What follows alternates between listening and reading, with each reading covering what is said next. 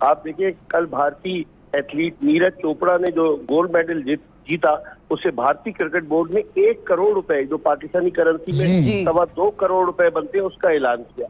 हम लोग के एथलीट जो है वो स्कूल में प्रैक्टिस करते हैं बेचारे अपने तौर, और जो फंड्स होते हैं वो जॉय ट्रिप पर ये पीओए के ओहदेदारान और जो कोचेज हैं ये सारे खर्च कर देते हैं।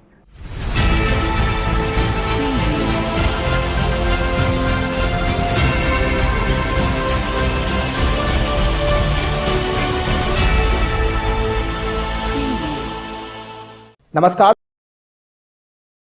रेसलर बजरंग पुनिया के ब्रॉन्ज मेडल जीतने के कुछ ही देर बाद star javelin throw athlete Neeraj Chopra ने टोक्यो ओलंपिक में गोल्ड मेडल जीतकर इतिहास रच दिया है। यह ओलंपिक में ट्रैक एंड फील्ड से भारत के लिए पहला मेडल है। इसके साथ ही नीरज चोपड़ा ओलंपिक में इंडिविजुअल स्पोर्ट्स में गोल्ड जीतने वाले शूटर अभिनव बिंद्रा के बाद दूसरे भारतीय एथलीट भी बन गए हैं। यह भारत का टोक्यो में 7वां मेडल भी है। इसके साथ ही भारत ने अपने लंदन ओलंपिक 2012 के बेस्ट प्रदर्शन 6 मेडल को पीछे छोड़ दिया है। तो आइए चलते हैं और देखते हैं कि पाक मीडिया ने इस पर क्या रिएक्शन दिया है। जी, टोक्यो ओलंपिक्स का मेला अपने इख्तिताम पर पहुंचा है। अमेरिका टोक्यो ओलंपिक्स में सबसे ज्यादा और 100 से ऊपर मेडल जीतने वाला वाहिद मुल्क है। 39 सोने के तमगों समेत 113 मेडल्स हासिल करने वाला अमेरिका पहले नंबर पर, 38 सोने के तमगों समेत 88 मेडल्स जीतने वाला चीन दूसरे, और सबसे ज्यादा सोने के तमगे हासिल करने वाली फहरिस्त के हिसाब से जापान जो है वो तीसरे नंबर पर है। जबकि मजमूई तमगों के हिसाब से 71 मेडल्स के साथ रूस तीसरे नंबर पर है। फिर भारत और ईरान की बात करें तो 7-7 तमगे जीते दोनों ने, लेकिन पाकिस्तानी खिलाड़ी एक मरतबा फिर कोई भी तमगा जीतने में नाकाम रहे और 29 साल से जारी इंतजार मजीद तवील हो गया है। दरअसल हमारे यहाँ पाकिस्तान ओलंपिक एसोसिएशन के जो सदर है आरिफ हसन साहब 17 बरस से सदर है ओएस, और हम कोई कारकर्दगी पेश ही नहीं कर पा रहे। पाकिस्तान में जमहूरियत है लेकिन पाकिस्तान ओलंपिक एसोसिएशन में जमहूरियत नहीं है। आप देखिए कल भारतीय एथलीट नीरज चोपड़ा ने जो गोल्ड मेडल जीता, उसे भारतीय क्रिकेट बोर्ड ने 1 करोड़ रुपए, जो पाकिस्तानी करेंसी में 2.25 करोड़ रुपए बनते हैं, उसका ऐलान किया। हम लोग के एथलीट जो है वो स्कूल में प्रैक्टिस करते हैं बेचारे अपने तौर, और जो फंड्स होते हैं वो जॉय ट्रिप पर ये पीओए के ओहदेदारान और जो कोचेज हैं ये सारे खर्च कर देते हैं। तो मेरे ख्याल में एहतसाब होना चाहिए, पाकिस्तान स्पोर्ट्स बोर्ड की भी अकाउंटेबिलिटी होनी चाहिए। क्या वो सफेद हाथी है, इतना बड़ा जिम्नाजियम, इतना बड़ा स्टेडियम रखा हुआ है, लेकिन खेलों की तरक्की बजाय तरक्की के तनज़्ज़ुली हो रही है। तो मैं समझता हूं कि अकाउंटेबिलिटी टोटल जो है वो $2 मिलियन के इनामात हैं तकरीबन, जो कि नीरज चोपड़ा को दिए जा रहे हैं उसके मुल्क की तरफ से और मुख्तलिफ इदारों की तरफ से, गवर्नमेंट भी और प्राइवेट भी। तो ये तो $2 मिलियन जो है, और उससे पहले जो उसकी ट्वीट थी कि उसकी पूरी ट्रेनिंग जो है वो यूरोप में हो रही थी और हम यहाँ पर कुछ भी नहीं कर पाते। और हमारी ट्रेनिंग स्कूल में होती है, जैसे तला तालिब की ट्रेनिंग जो थी वो स्कूल में हुई। अरशद नदीम बेचारा इधर उधर धक्के खाता रहा। ये हमारे अनसंग हीरोज है, और जो हमारे हीरोज थे पाकिस्तान के, जैसे जहांगीर खान ने नाम बुलंद किया, वो कहीं पीओए में नजर नहीं आते। पीओ में ऐसे लोग नजर आते जो यस सर कहते, जो सरे तस्लीम खम करते, जो चाहते हैं कि उन्हें दौरों पर, गैर मुल्की दौरों पर भेज दिया जाए आबो हवा की तब्दीली के लिए। ऐसे लोगों का एहतसाब होना चाहिए। वजीर आजम इमरान खान खुद स्पोर्ट्समैन है, अब तो उन्हें नोटिस लेना चाहिए। अगर अब भी उन्होंने नोटिस नहीं लिया तो इन लोगों को फ्री फॉर ऑल मिल जाएगा और ये इसी तरीके से अपनी मनमानी करते रहेंगे। अच्छा मिर्जा साहब, एक और चीज भी है, ये जो नीरज को इनामात मिले हैं, जाहिर है उसने तमगा जीता है, अपने मुल्क का नाम रोशन किया है, तो उसको इनाम मिले। अब जो लोग हमारे जो अपने तौर पर ट्रेन होकर बगैर किसी फैसिलिटी के, बगैर किसी कोच के इस मकाम पर पहुंचे हैं कि पाकिस्तान को रिप्रेजेंट कर रहे थे ओलंपिक्स में, अरशद नदीम हो गए, तलहा हो गए, या बाकी दीगर भी जो हैं जो गए हैं, उनके लिए हुकूमत पाकिस्तान को कोई इनामात अनाउंस करने चाहिए। जीतना हारना अलग चीज है, लेकिन जो हमारे हालात रहे हैं, जिस हालतों के बाद ये पहुंचे हैं बेचारे वहां पर, तो इनके लिए तो मेरा ख्याल है करोड़ रुपए तो वैसे ही रख देने चाहिए थे। बिल्कुल शिफा, मैं आपकी बात से 100% इत्तेफाक करूंगा। इनकी हौसला अफजाई के लिए इनामात का ऐलान करना चाहिए। लेकिन आप माजी में चले जाए, 2 मरतबा का world snooker champion Mohammad Asif, जिसके लिए हुकूमत ने ऐलान किया कि हम उसे पैसे देंगे, उसे अब तक पैसे नहीं मिले।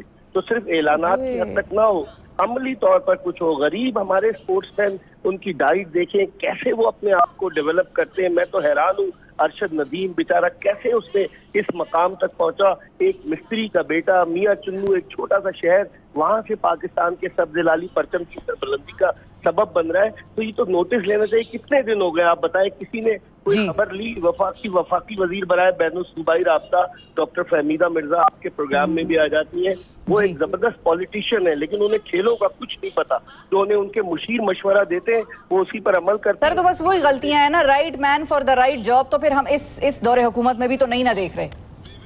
बिल्कुल, वही तो हम इस बात से मुतमईन थे कि हमारे वजीर आजम दुनिया के वाहिद क्रिकेटर हैं जो वजीर आजम बने। उनके आते हुए खेलों में कुछ बेहतरी आएगी, लेकिन बेहतरी आने के बजाय वही माफिया खेलों में अब तक मौजूद है।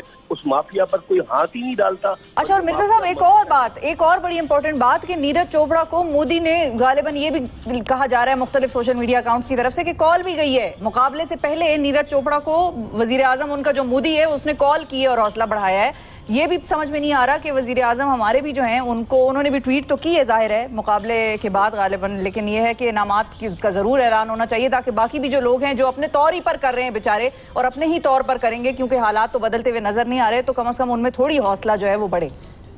बिल्कुल शिफा, नरेंद्र मोदी ने उस नीरज चोपड़ा को फाइनल से एक दिन पहले कॉल की और उसकी हौसला अफजाई की। आप देखें ना, हौसला अफजाई की बड़ी जरूरत है। ये वो पत्थर है जिनको अगर तराशा जाए तो हीरे बन सकते हैं, लेकिन जब तराशने वाले लोग खुद जॉय ट्रिप पर चले जाएंगे तो हीरा कहाँ से निकलेगा? ये भी एक बहुत बड़ा क्वेश्चन है। तो ये जो हमारे खिलाड़ी थे, इनके साथ कौन कौन से ऐसे लोग थे और कितने लोग थे, और वो किन इदारों के किन किन ओहदों पर फाइज हैं जो इस सैर पर गए थे? तो ऐसा आपने दुखती रग को छेड़ दिया। 10 एथलीट थे और 12 ऑफिशियल्स थे, और उन 12 में एक साहब जो थे वो पाकिस्तान वेट लिफ्टिंग फेडरेशन के प्रेसिडेंट हैं। उनसे पूछिए कि वेट लिफ्टिंग में क्या कवानीन होते हैं, कुछ नहीं पता। उन्हें ये पता है टोक्यो बड़ा जबरदस्त शहर है। इसी तरीके से बैडमिंटन, पाकिस्तान बैडमिंटन फेडरेशन के सेक्रेटरी वाजिद अली वो सपोर्ट स्टाफ बनकर चले गए, जिंदगी में कोचिंग नहीं की, बैडमिंटन के खिलाड़ी थे। इसी तरीके से एक डॉक्टर गया है जो लाइजन के लिए, एक डॉक्टर गया कोविड के लिए।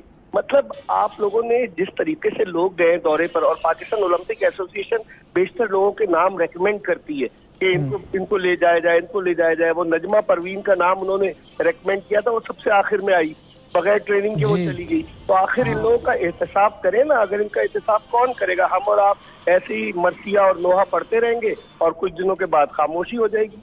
और ये एहतसाब जो है ये टॉप से शुरू होना चाहिए, जो आपने सबसे पहले जवाब में कहा था ना कि लोग जो हैं वहाँ पर टॉप पर बैठे हुए हैं, 17 सालों से बैठे हुए हैं, मगर वहाँ पर जो है वो उन्होंने डिक्टेटरशिप जो है वो बनाई हुई है और कोई किसी किस्म की कारकर्दगी नहीं हो रही है।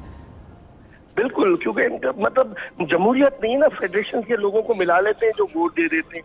अब जब वोट दे देते हैं तो मुंतखब होकर आ जाते। पैरेलल फेडरेशन बनी हुई है, मुतवाजी फेडरेशन हमारे मुल्क में, मुतवाजी एसोसिएशन बनी हुई है।